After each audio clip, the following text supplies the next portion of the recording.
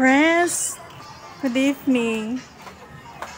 You need to see that it is already evening. Tapos na akong maglaba kanina. Pinakita ko naman sa inyo, diba? Maglalaba. Now, ngayon, nandito tayo sa bakery pala. Pinapakita ko yung bibiling ko, tinapay. Dahil pa rin tinapay na kahit gabi na dito sa bakery, no? Gusto ko kasi, bread. Bread ang gusto ko ngayon, friends. Wait lang ako kasi may bumibili pa dun. Ayun, umalis na. Now, pagbilang po! Pagbilang, girl! Dito lang, oh. Ayan, oh. 3 lang. Yung, chocolate bread, girl. Ang ganda niya, no? Ayan. May bibigyan niya sa akin yung, yung binibili kong tinapay. Dito lang ako sa malayo, far away na. Yung sinisibangutan ako. Uy, hindi naman kasi. Ito yung binili kong bread. Yan. Naglaba kasi ako kanina. Ayun o, ang ganda ng pusa. Kanina may naghahanap sa akin ng ale. Tinatanong niya, may nakuha daw akong pusa. Ito na yung paligid o. Wait lang, dito pala tayo. Doon sa gilid, doon baka mamaya kasi bukas. Dami pa rin naglalakad kapag gabi na, no? Dito pala pwede. Ayan. Wait lang.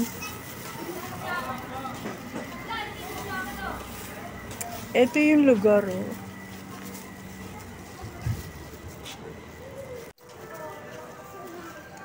Ito na ako ngayon, friends. Naglalakad na ako sa eskinita.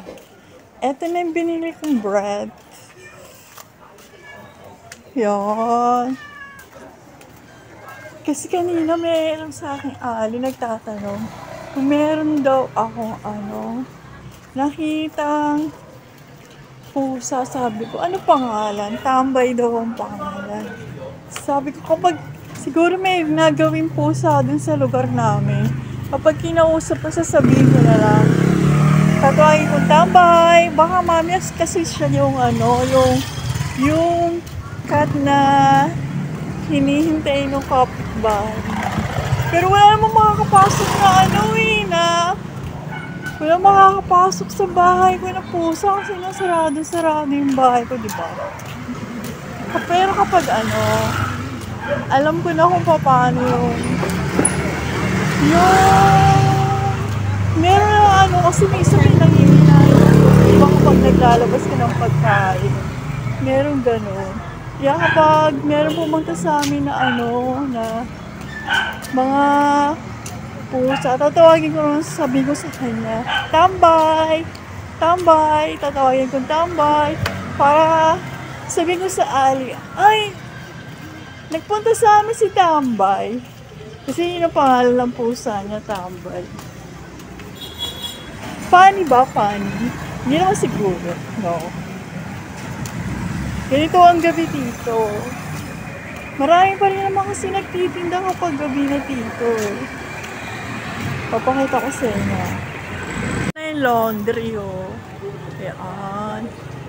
Ayan yung laundry. Yan yung laundry area. Tapos lalabas na tayo dito. Kasi merong maingay, may radyo. Nakabukas yung radyo.